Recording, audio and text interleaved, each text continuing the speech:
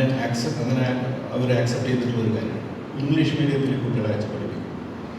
കാരണം ഈ നമ്മൾ എക്സ്പെക്ട് ചെയ്യുന്ന അവരിങ്ങനെയൊക്കെ ആയിരിക്കണമെന്നുള്ളത് ബ്രേക്ക് ചെയ്യുക എന്നുള്ളത് വളരെ ഇമ്പോർട്ടൻ്റ്.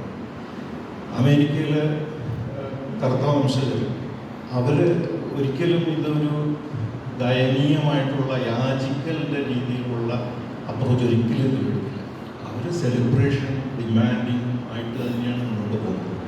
അത് നമുക്ക് അധികം പരിചയമില്ല. പക്ഷേ ഈ പാരന്യത്തിൻ്റെ team just like a celebration. Cast ഞങ്ങൾ കുടഞ്ഞു എന്ന് പറയുന്നത് അത് ഭയങ്കര ഇൻട്രസ്റ്റിംഗ് ആയിട്ട് എനിക്ക് തോന്നി. അത് ഈ പറയാൻ പോകുന്നത് സ്റ്റോൾ തട്ടാണ്. ആദ്യം വന്നൊരു ചോദ്യം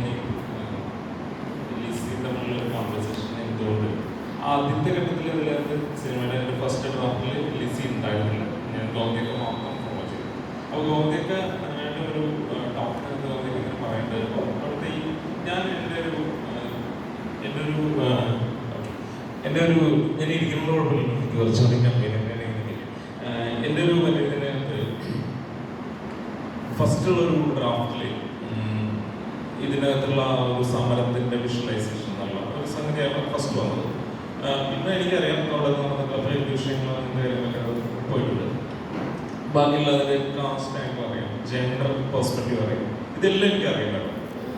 അക്കാര്യത്തെ പറ്റി മനസ്സിലാക്കിക്കൊണ്ട് തന്നെയാണ് ഈ സിനിമ ചെയ്യാൻ തുടങ്ങിയത്. അതുപോലെ തന്നെ പ്രളയകാലത്താണ് നമ്മൾ ഷൂട്ട് സ്റ്റാർട്ട് ചെയ്തത്. അപ്പോൾ അതിൻ്റെ ഒരു ഫീലിംഗും അതിനകത്തുണ്ട്. പിന്നെ ഡെഫിനറ്റ്ലി ഇത് അത് ഈ പെമ്പിളിയെ പറ്റിയിട്ട് ഒരുപാട് റൈറ്റിങ്സും ഒരുപാട് കാര്യങ്ങളും റിസർച്ചുകളൊക്കെ വന്നിട്ടുണ്ടെങ്കിലും അതെല്ലാം ഒരു ജെൻഡർ സമരം എന്നുവെച്ചാൽ ഒരു പെൺകൂട്ടായ്മ. അപ്പൊ അതിനകത്ത് ഗൗരിങ്ങനെ പറയുന്നത് അത് അവരുടെ പേരല്ല തള്ളിയിരുന്നത്. അതുകൊണ്ടാണ് ഞാൻ സ്പ്രൗട്ട്സ് ഓഫ് ഇന്റലിജൻസ് ഈ സിനിമയ്ക്ക് പേരുന്നത്. അവരെ ഉദ്ദേശിച്ച പേര് തള്ളിരുന്നില്ല. സ്പ്രൗട്ട്സ് എന്നുള്ള വാക്ക് ആ തള്ളിയിരുന്ന വാക്കിന്നാണ് ഞാൻ വന്നത്. അപ്പൊ അവരുടെ അപ്പോൾ സ്ത്രീകളെല്ലാം കൂടിയിരുന്നുകൊണ്ട് പെട്ടെന്ന് സ്ത്രീകളുണ്ടായ്മ എന്ന് വെച്ചാൽ അത് പെണ്ണുങ്ങളുടെ സമരമാണ് എന്നുള്ള രീതിയിൽ സത്യത്തിൽ അതിനെ ഒരു മാർജിനലൈസ് ചെയ്തിട്ടാണ് പെണ്ണുങ്ങളുടെ സമരത്തിലുള്ള സാധനം വന്നത്. പക്ഷെ അത് ഭയങ്കര സ്ട്രോങ് ആയിട്ടുള്ള പൊളിറ്റിക്കൽ മോട്ടീവായിട്ട് പിന്നീട് അത് രൂപപ്പെടുകയാണ് ചെയ്തത്. അപ്പൊ ഇതിനകത്ത് ആദ്യത്തെ പഠനത്തിൽ എനിക്ക് അപ്പൊ ഞാനത് നോക്കിയപ്പോൾ അത് ആ സമയത്ത് കുറച്ച് ലിറ്ററേച്ചർ ആദ്യം തൊട്ട് സമരം ഫോളോ ചെയ്തിട്ടുണ്ട്. ആ സമയത്ത് വന്ന എഴുത്തുകളിലെല്ലാം അല്ലെങ്കിൽ റിസർച്ചുകളിലെല്ലാം വന്നിട്ടുള്ളത് കൂടുതലും അതൊരു ജെൻഡർ പെർസ്പെക്റ്റീവുള്ള സമരം. ഇപ്പൊ സഫ്രഗേറ്റ് പോലുള്ള സിനിമകളൊക്കെ കൂടി വായിച്ചാണ്. അപ്പൊ അങ്ങനത്തെ തൊഴിൽ അവകാശത്തിന് വേണ്ടി സ്ത്രീകളായിട്ടുള്ള ആളുകൾ കൂടെ നടത്തി. അപ്പൊ ബോണസ് സമരം ഇതൊക്കെയാണ് അതിനെ പറ്റി ആദ്യത്തെ പെർസ്പെക്റ്റീവ് ഉള്ളത്. അതിനകത്ത് പക്ഷെ കാസ്റ്റും ജെൻഡറിനപ്പുറത്ത് കാസ്റ്റും ലാൻഡും ഞാൻ കൂടുതലായിട്ട് റീഡ് ചെയ്തിട്ടുണ്ടായിരുന്നു. അപ്പൊ ഈ രണ്ട് പെർസ്പെക്റ്റീവിലാണ് ആ സിനിമ ചെയ്യാൻ തുടങ്ങിയത്. സംസാരിച്ച് ചെല്ലുമ്പോഴാണ് നമ്മുടെ ലാംഗ്വേജ് ഒരു ഭയങ്കര ഈ മാർജിനലൈസേഷൻ. കാരണം ഈ കേരളത്തിന്റെ മലയാളി മണ്ഡലത്തിൽ ഒരു മധ്യവർഗ മലയാളി സമൂഹത്തിനകത്ത് ഞാൻ തൃശ്ശൂർക്കാരനാണ്, തൃശ്ശൂരാണ് സ്ഥലം. അപ്പൊ അവിടെ എനിക്ക് ഈ കാട് മേട് മറ്റേ മലയൊന്നുമില്ല. ഉള്ളത് കുറച്ച് ചെറിയ അരുവികൾ. പിന്നെ ഞങ്ങളുടെ നാട്ടിൽ കുറെ കോടപ്പാടങ്ങളാണ്. അപ്പൊ പരന്ന ലാൻഡ്, ഈ പരന്ന ലാൻഡിൽ നിന്ന് പോയിട്ടുള്ള ഒരാളെ സംബന്ധിച്ചിടത്തോളം എനിക്ക് അതിന്റെ ഒരു വശമേ അറിയില്ല. ഈ ഒരു ഇതിനകത്തുള്ള ഈ ലാംഗ്വേജ് എന്നുള്ള ഒരു ആംഗിൾ എൻ്റെ ഉള്ളിലേ ഇല്ലാത്തതുകൊണ്ടാണ്. പക്ഷെ നമ്മളവിടെ ആഴത്തിൽ ചെല്ലുമ്പോൾ മാർജിനലൈസേഷനിൽ ഈ ലാംഗ്വേജ് ഒരു സംഗതിയായിട്ട് റീഡ് ചെയ്യുന്നു. അപ്പൊ അത് ഗോമതിയുടെ ടോക്ക് ചെയ്ത് എനിക്ക് കിട്ടുന്നുണ്ട്. ഗോമതിക്ക് മലയാളം പറയാൻ അറിയാം. മനോജിന് കുറച്ചും കൂടെ നന്നായിട്ട് പറയാം. മനോജ് എന്ന് പറയുന്നത് ഞാൻ തമിഴിലാണ് സംസാരിക്കുന്നത്. മനോജ് ഇങ്ങോട്ട് പറയുന്നത് തമിഴിൽ സംസാരിക്കുന്നത് ഇഷ്ടപ്പെട്ടു. സത്യത്തിൽ ഞാനൊരു മലയാളം ഡോക്യുമെന്ററി എന്നുള്ള ആംഗിളാണ് ഫസ്റ്റ് തുടങ്ങി സന്തോഷമൊക്കെ വിളിക്കുന്നത്. അപ്പൊ മലയാളത്തിന്റെ ഒരു പെർസ്പെക്റ്റീവിനകത്ത് ഞാൻ എന്റെ കാഴ്ചയിൽ മലയാളമായിരുന്നു ആ സിനിമയുടെ ഒരു പെർസ്പെക്റ്റീവ്. കേരളത്തിനകത്ത് നടന്നിട്ടുള്ള തൊഴിലാളി സ്ത്രീകളായിട്ടുള്ള ആളുകൾ നടത്തിയിട്ടുള്ള ജെൻഡറിനപ്പുറത്തേക്ക് ഇതിനകത്ത് കാസ്റ്റും ലാൻഡും കൂടി ഇൻവോൾവ് ആയിട്ടുള്ള ഒരു ഭൂസമരത്തിന് കൂടെ ചേർച്ചിട്ടുള്ള ഒരു സമരം എന്നുള്ളതാണ് എൻ്റെ ഒരു ഫസ്റ്റ് റീഡിംഗ് ഉണ്ടായിരുന്നത്. പക്ഷെ ഇതിലൊക്കെ അകത്തേക്ക് ചെല്ലുമ്പോഴാണ് ഈ മാർജിനലൈസേഷനിൽ തമിഴ്. അപ്പൊ ഞാൻ ഈ തമിഴ് ആണോ മാർജിനലൈസേഷൻ? ഇപ്പൊ അവരൊക്കെ പറയുന്നത് തമിഴ് ആളുകളാണ് ഇവിടെ മാർജിനലൈസ് ചെയ്യപ്പെടുന്നത്. പക്ഷെ ഞാൻ നോക്കിയിട്ട് കേരളത്തിലെ തമിഴ് സംസാരിക്കുന്ന എല്ലാ ആളുകളും അങ്ങനെ മാർജിനലൈസ് ഒന്നുമല്ല. നിങ്ങൾ പാലക്കാട് പട്ടന്മാരുടെ അടുത്ത് ചോദിക്കുക, അവർ സംസാരിക്കുന്ന നല്ല തമിഴാണ്. പക്ഷെ നമ്മൾ അവരെ മാർജിനലൈസ് ചെയ്ത് കാണുന്നില്ല. അപ്പൊ ഈ തമിഴാണെന്ന് അവർ വിചാരിക്കുമ്പോഴും അത് കാസ്റ്റാണ്. എന്തുകൊണ്ടാണ്? അപ്പൊ അതിനകത്ത് സന്തോഷം പറയുന്ന ഉത്തരവുണ്ട്. അത് അവർ ഇത് കടന്നു വന്നിരിക്കുന്നതാണ്. അപ്പൊ ആളുകൾക്ക് അറിയാം. അപ്പൊ നമ്മൾ വിചാരിക്കുന്ന തമിഴന്മാരെ മാറ്റി ശരിക്കും തമിഴ് ലാംഗ്വേജ് അല്ല. നമ്മൾ തമിഴ് സിനിമകൾ, മലയാള സിനിമകൾ തമിഴ്നാട്ടിലാണ് കൂടുതൽ, മലയാളത്തില് കേരളത്തിൽ തമിഴ് സിനിമകളാണ്. അപ്പൊ ഇതിനകത്ത് ഈ ഒരു ആംഗിൾ വരുമ്പോഴാണ് ഈ ഇപ്പൊ നോക്കുക, അതിനകത്ത് നോക്കിക്കഴിഞ്ഞാൽ എന്താണ് ഒരു പെർസ്പെക്റ്റീവിലുള്ള ഡിഫറൻസ് ഉള്ളത് കൃത്യമായിട്ട് ഞാൻ ആ സമയത്ത് പഠിച്ചു. അതായത് ലിസിയെ സംബന്ധിച്ചിടത്തോളം 500 രൂപ 600 രൂപയായി കഴിഞ്ഞാൽ അവരുടെ പ്രശ്നമില്ല. അവരെ സംബന്ധിച്ചിടത്തോളം അതൊരു തൊഴിലവകാശ സമരമാണ്. അവർക്ക് കാരണം താഴെ ഭൂമിയുണ്ട്, കേരളത്തിന്റെ എല്ലാ പൗരാവകാശങ്ങളും ലഭിച്ചു ജീവിച്ചുകൊണ്ടിരിക്കുന്ന ഒരു സ്ത്രീയാണ് അവർ. അവിടെ താഴെ പോയി കഴിഞ്ഞാൽ അടിമലിക്ക് ബസ്സിലെ ഒരു സ്ഥലമുണ്ട്, ഞാൻ മനസ്സിലാക്കിയിട്ടുള്ള ബസ്സിലെ സ്ഥലമുണ്ട്. അവർ കൃത്യമായിട്ട് സമരത്തിന് കോൺട്രിബ്യൂട്ട് ചെയ്തിട്ടുണ്ട്. അവരുടെ കോൺട്രിബ്യൂഷനെ പറ്റിയിട്ടൊന്നും നമുക്കാർക്കും മറ്റേ എല്ലാവരും സമരത്തിൽ ഇറങ്ങിയ ആൾ തന്നെയാണ്. പക്ഷേ അവരെ സംബന്ധിച്ചിടത്തോളം അവർ ആ സമരത്തെ മനസ്സിലാക്കിയത് തൊഴിലവകാശ സമരമായിട്ടാണ്. പക്ഷേ ഗോമതിയൊക്കെ സംബന്ധിച്ചിടത്തോളം 500 രൂപ 600 രൂപയാക്കി കഴിഞ്ഞാൽ ഗോമതിയൊക്കെ പറയുന്നത് ഞാൻ മാത്രമല്ല എന്റെ മക്കൾക്കും കൂടി എന്നുള്ള ഒരു വാക്കുകൂടെ ഉപയോഗിക്കുന്നത്. അപ്പൊ അവർക്ക് അത് കമ്മ്യൂണിറ്റി ആയിട്ട് ബന്ധപ്പെടുത്തിയിട്ടാണ്. അപ്പൊ അവർക്ക് 500 രൂപ അപ്പൊ ഒരു ക്ഷേമ പ്രവർത്തന സമരമല്ല, തൊഴിലവകാശ സമരങ്ങൾക്ക് ഒരു എന്താ പറയുന്ന ഈ മറ്റേ എന്താ പറയുന്ന ട്രേഡ് യൂണിയൻ സമരമായിട്ടല്ല അതിനെ കണ്ടിട്ടുള്ളത്. ട്രേഡ് യൂണിയൻ സമരമായിട്ടാണ് പക്ഷെ ലിസി അതിനെ മനസ്സിലാക്കി. അവർക്കത് ട്രേഡ് യൂണിയൻ സമരമായിട്ട് മനസ്സിലാക്കാൻ പറ്റുന്നത് അവർ മലയാളി എന്നുള്ള സൗകര്യങ്ങൾ അവര് ലഭിക്കും. പക്ഷെ ഇവർക്ക് ഈ പ്രിവിലേജ് മനസ്സിലായിട്ടില്ല. അവര് ശരിക്കും എന്തൊക്കെയോ അപ്പുറത്ത് എന്തിനാണ് മണിക്കെതിരെ അങ്ങനെ പറയാൻ പോയത്, എന്തിനാണ് ഈ സമയത്ത് ഇവിടെ 500 രൂപ കിട്ടുന്നത് നിങ്ങൾ അങ്ങനെ മുടക്കല്ലേ എന്നുള്ളതാണ് അവര് സംസാരിച്ചുകൊണ്ടിരിക്കുന്നത്. സത്യത്തിൽ ഡോക്യുമെന്റിൽ ഇതിനൊക്കെ കൂടുതൽ അവരെ അക്കനെ പറയുന്നുണ്ടാണ്. ഞാനത് പേഴ്സണലി ഞാൻ അതിനെ വളരെ ട്രിമ്മിയാണ് ചെയ്തത്.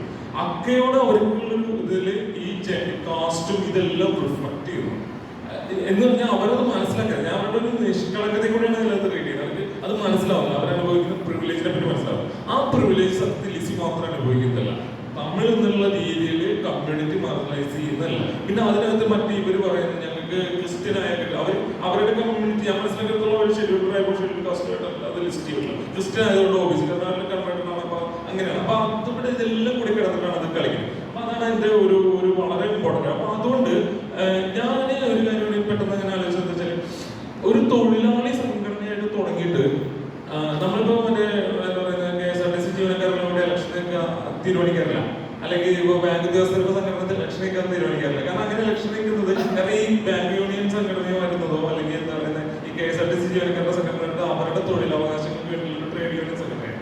പക്ഷെ ഈ കൊമ്പിളൊക്കെ തുടങ്ങുന്ന ഒരു ട്രേഡ് യൂണിയൻ സംഘടനയാണല്ലോ. പക്ഷെ ഒരു ട്രേഡ് യൂണിയൻ സംഘടന എന്തുകൊണ്ട് ഇലക്ഷൻ നിൽക്കാൻ വിചാരിക്കുന്നത്? കാരണം അത് ജീവിക്കുന്നവരെല്ലാം ആ കമ്പനിക്കകത്ത് തൊഴിലാളികളാണ്. അപ്പൊ അത് ട്രേഡ് യൂണിയൻ ആവശ്യമല്ലാത്ത ഒരു ആവശ്യം. അപ്പോ ട്രേഡ് യൂണിയൻ ആവശ്യമല്ലാതെ അതിനെ മനസ്സിലാക്കുമ്പോൾ അതിന് മുമ്പ് ഇരിക്കുന്ന സ്റ്റേറ്റ് ആണ്. അതുകൊണ്ടാണ് മണിക്കെതിരെ കോമതിക്ക് സമരം നടത്തുന്നത്. കാരണം സ്റ്റേറ്റിന്റെ റെപ്രസെന്റേറ്റീവ് ആയിട്ട് മണി എന്ന് പറയുന്ന വ്യക്തിയല്ല, മണി എന്ന് പറഞ്ഞാൽ അന്നത്തെ കേരളത്തിലെ മന്ത്രിയാണ്, ആ നാട്ടുകാരനാണ്. അതുകൊണ്ടാണ് അവർ രാജേന്ദ്രനെ അവര് ഓടിക്കുന്നത്.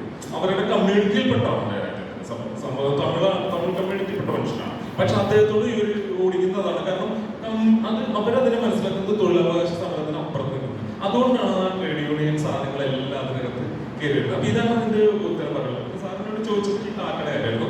ടാറ്റയുടെ കാര്യത്തിലേക്ക് വരാം. ടാറ്റയുടെ കാര്യത്തിൽ ആക്ച്വലി എനിക്ക് തോന്നുന്നത് വളരെ ഡീറ്റെയിൽ ആയിട്ട് സന്തോഷമുള്ള കൃത്യമായിട്ട് ഡിസ്ക്രൈബ് ചെയ്യുന്നുണ്ട്. 75 എന്തായിട്ടുള്ള 75 ഈ മറ്റേ ഇത് കൊടുക്കുന്നു.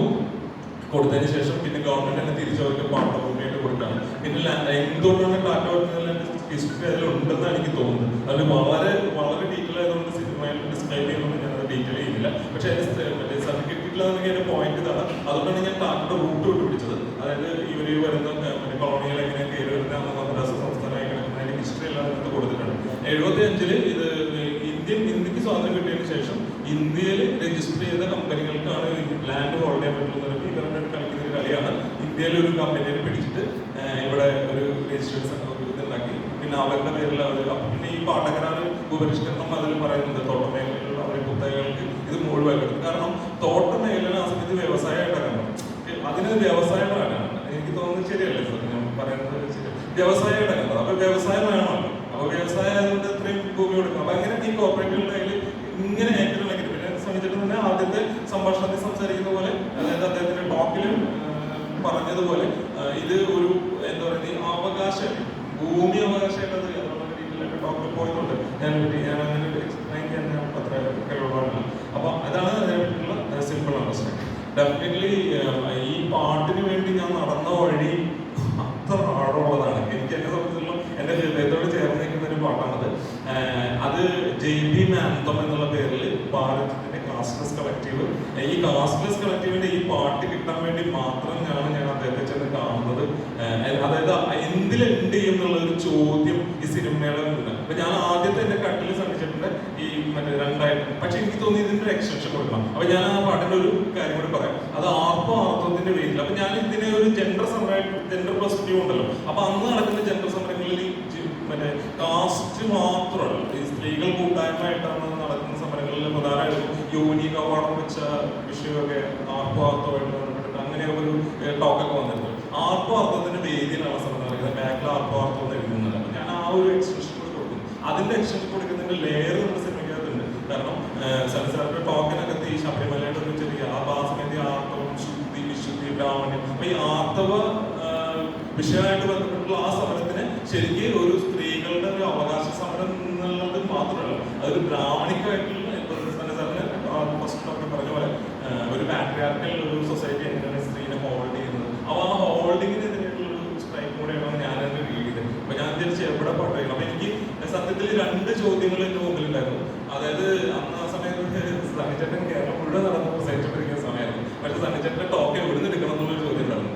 അപ്പൊ എനിക്ക് കുറെ സ്ഥലത്ത് ടോക്ക് കിട്ടും, പക്ഷെ ഞാൻ വിചാരിച്ചു അത് പ്രതിഭ പാവരിക്കുന്നതിന്റെ വേദിയിൽ തന്നെ എടുക്കണമെന്ന്. കാരണം അത് നിങ്ങൾക്ക് ചിലപ്പോൾ സിനിമയിൽ ഞാൻ ഡിസ്ലൈക്ക് ചെയ്തിട്ടില്ലെങ്കിലും ഞാൻ വിചാരിക്കുന്നത് പൊളിറ്റിക്കലായിട്ടാണ് ഞാൻ കൊണ്ടുവച്ചിട്ടുള്ളത്. ഞാൻ വിചാരിക്കുന്നത് പ്രതിഭ പാവരിക്കുന്നതിന്റെ അടയാളപ്പെടുത്തണം എന്നുള്ളതിൽ വളരെ നിർബന്ധമായിരുന്നു. ആ വേദിയിൽ എവിടെ ഞാൻ എഴുതി കാണിച്ചിട്ടില്ല, ടോക്ക് അറ്റൻഡ് ചെയ്ത ആൾക്കറിയാം. രണ്ടാമത്തെ കാര്യം എവിടുന്ന് ഈ പാട്ട് എൻ്റെ. അപ്പൊ അന്ന് അറിവിന്റെ പാട്ട് പല സ്ഥലങ്ങളിൽ നടക്കും, പക്ഷെ ആത്മാർത്ഥത്തിന്റെ വേദിയിൽ വെക്കാന്നുള്ള